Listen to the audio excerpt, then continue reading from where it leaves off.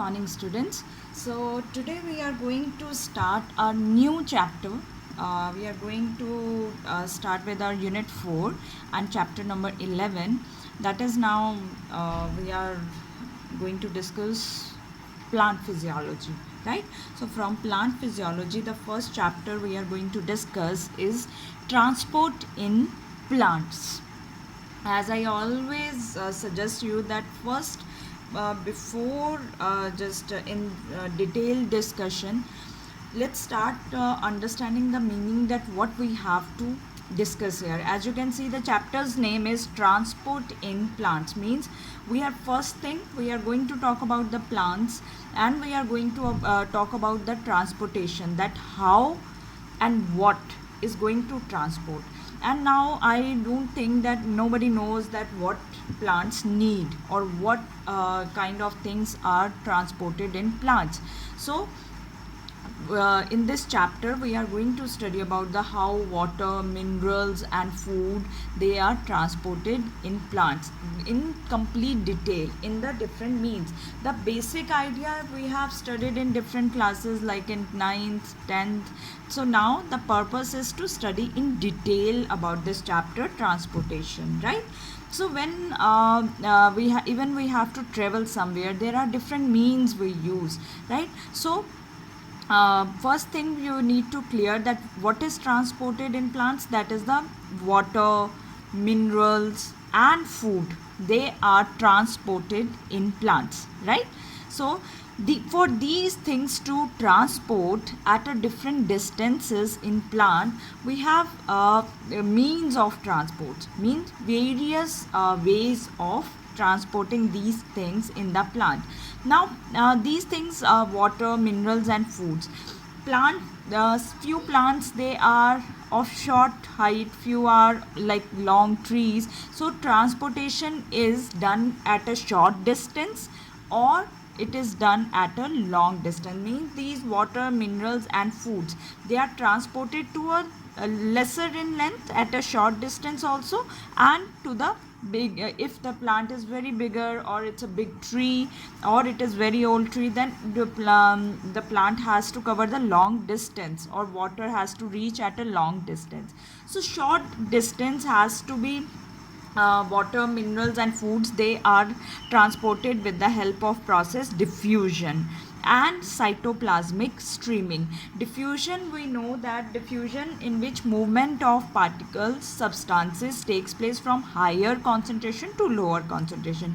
Cytoplasmic streaming is movement. So cytoplasmic streaming means that is movement of cytoplasm, means when with the movement of cytoplasm, things they go outside and from outside to cell to inside or inside to outside cell. So that you need to understand that where these things are going to transported ultimately in a cell, in a plant cell, right?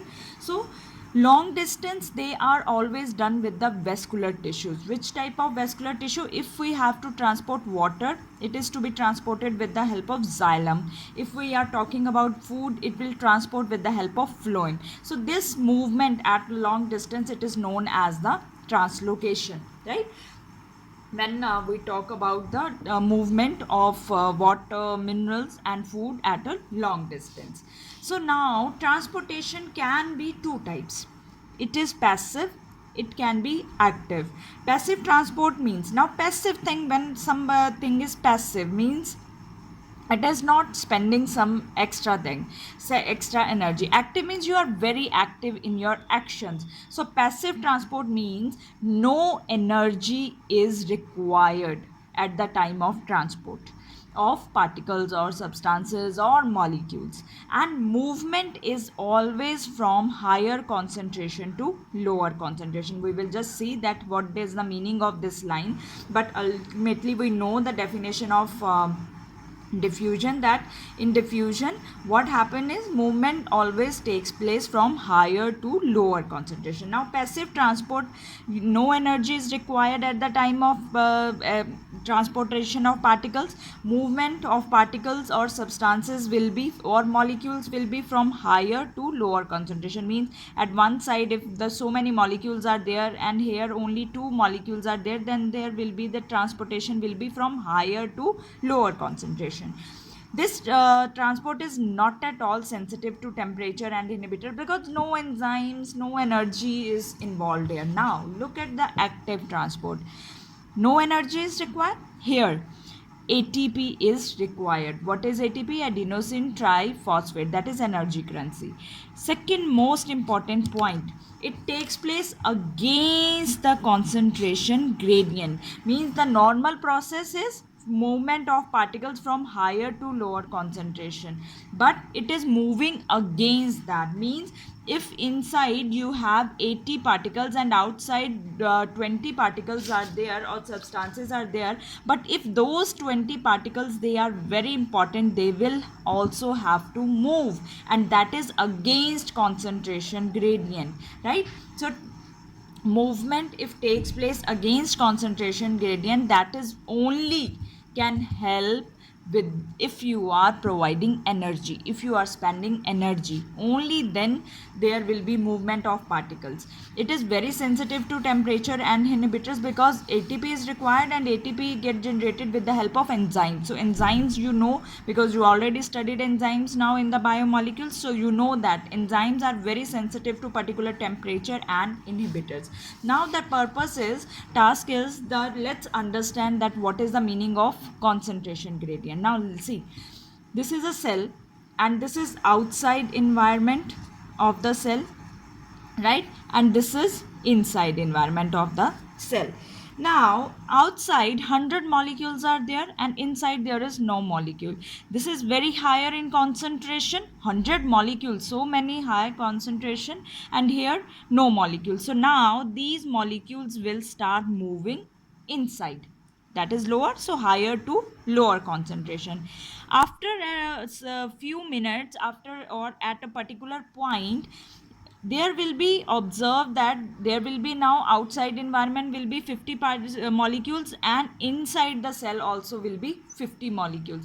Now if it is passive transport, this will stop here. So passive transport is always takes place from higher to lower concentration till equilibrium is reached. Equilibrium means now outside and inside of the cell you are having same number of molecules. So now net movement of molecule is not possible, not can takes place because there is no difference in the concentration. Now outside air is also 50, inside air is also 50, so no concentration difference, so the equilibrium is reached and your movement will be stopped. That was the passive. But active says that even that outside is 100, so now molecules will start moving inside. At a stage comes when here is outside is 49 and inside become 59, means still the molecules they are getting in. How they are getting in? When there is now concentration is opposite.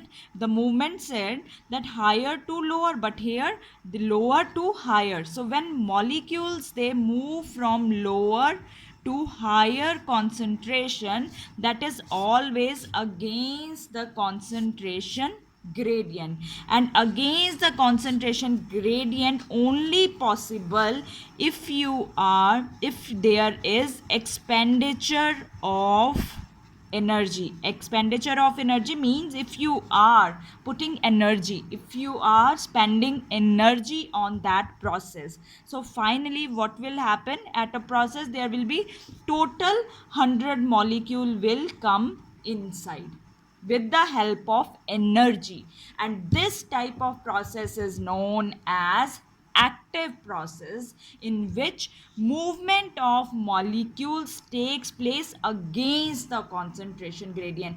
Concentration gradient says the movement should be from higher to lower, but here the movement is against that principle, and that only can be possible if you are expending some energy, right? So let's start with our simple transport system. That is, if we talk about the short distance, that is diffusion. What is diffusion? Diffusion is movement of solute particles. If we are talking about substances, molecules, solute particles, that process is called diffusion. Now direction, movement of solute particles from higher concentration to lower concentration, means from 100 molecules to the 0 1, higher to lower. Now factors which affect rate of diffusion. The first most important factor is temperature. Higher is the temperature, faster is the rate of diffusion. Now try to understand it, that temperature means, now when you are increasing temperature, suppose there are particles which are at the normal temperature. Once you are increasing the temperature, their movement will be more, and when their movement will be more, kinetic energy will be more, and when kinetic energy will be more, means their rate of diffusion of movement will be also more. So more is the temperature, faster is the rate of diffusion. Simple example, there is a food which one you are cooking in kitchen, and one there is a food which you have kept in refrigerator. Which you can smell the most? The food which we are cooking on the gas in the kitchen. Why? Because with the temperature there is a energy in the molecules, and with those energy they are moving at faster rate, and ultimately with the kinetic energy, rate of diffusion of molecules, means movement is very very high. So higher is the temperature, faster is rate of diffusion. That is directly proportional. Denser is the material, means it depends on the particle, what is a particle made up of. If it is very dense, then the lower is the process of diffusion. It is usually expressed in the form of a law, which is Gram's law. Gram's law, what did it say? That density is inversely proportional to square root of their rate of diffusion. Means if the material will be more denser, heavier, there will be rate of diffusion will be very very less. So non-denser material can move faster as compared to the denser material. Next is the concentration gradient. Now concentration gradient, you already know the principle, the movement is higher to lower. Now suppose this is my tank of water, right? And in this water tank I have put the crystals of potassium permanganate at one side. Now when I put them at one area, this area is without the crystals. So what will be the movement? They will fastly start moving to those areas where there is no potassium permanganate, right? So more is the concentration gradient, means more is the gap. More is the gap means if there is higher, more molecules, here is less molecules. That gap, the more it will be gap, the more faster will be the movement of particles. Means more is the concentration gradient, more is the difference, faster the particles will move. Next factor is surface area. Larger is the surface area, faster is the rate of diffusion. Means now here to understand this surface area, the best example is lungs. Our lungs, they have very large surface area, approximately like 100 meter square surface area, and you can know that the exchange of gases, oxygen is absorbed and carbon dioxide is diffused out because of this large surface area. So larger is surface area, the faster will be rate of diffusion. The last point is the lipid soluble particles. Now what is our plasma membrane made up of? It is made up of proteins and lipids. Now particle has to come, this is cell, this is outside environment of the cell, and this is inside. If some particle has to come inside, it has to move through this membrane, and this membrane is made up of lipids. So if your particle is not lipid soluble, is it possible for that particle to move faster? No, because diffusion takes place through the plasma membrane, and plasma membrane is made up of lipids and proteins. So if your particle will be lipid soluble, it will be easy and faster it will be able to move in that area. So more it will be lipid soluble, more your particle will be lipid soluble, more it will move faster, right? So in next video I am going to discuss about the another type of diffusion.